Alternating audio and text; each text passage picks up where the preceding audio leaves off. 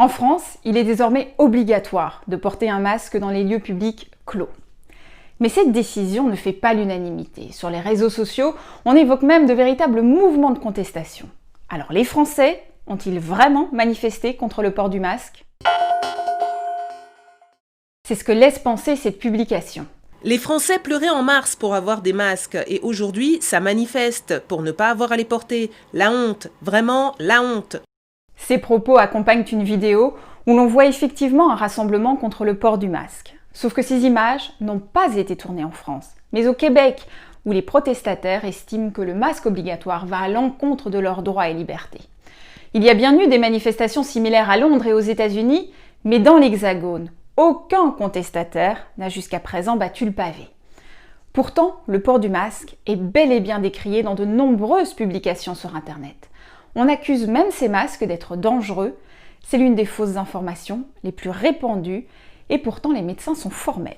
C'est clair que le masque, dans la vie de tous les jours, on peut le porter, on sait bien respirer et pour nos activités de tous les jours, l'apport d'oxygène est suffisant. Maintenant, chez les personnes qui auraient une maladie chronique respiratoire ou peut-être des problèmes cardiaques, c'est plus compliqué pour eux d'avoir une bonne respiration et c'est la même chose pour les personnes qui font du sport, du jogging. Faire du sport, un effort respiratoire fort avec un masque est plus compliqué. Autre information largement relayée, le masque nous ferait respirer notre propre CO2, ce qui serait dangereux. À nouveau, cette théorie est balayée d'un revers de la main par les scientifiques.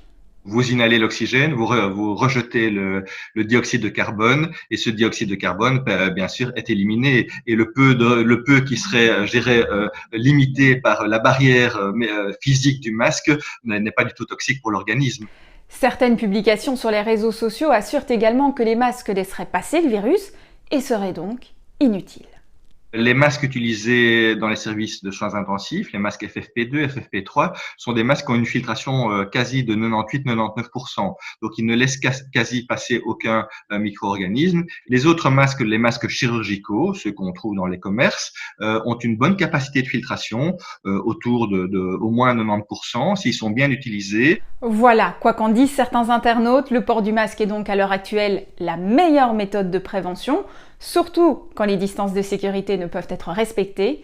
Et si autant de fausses informations circulent, eh bien c'est peut-être tout simplement parce que le port du masque a sur nous un effet très anxiogène.